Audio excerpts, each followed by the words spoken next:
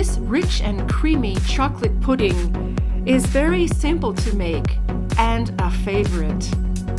All you need is 4 eggs, 3/4 cup brown sugar, and some salt, half a cup of dark chocolate, and 1.5 cups of milk and cream, 1 teaspoon vanilla, 1 tablespoon of rum. First, mix the eggs, sugar, and salt together. Blend them up, and then melt the milk, cream, and chocolate over low heat, stirring. Pour the chocolate mixture into the egg mixture. Butter your baking pan. Pour the custard into the pan, and then place the pan in a larger pan with about 2 centimeters of water.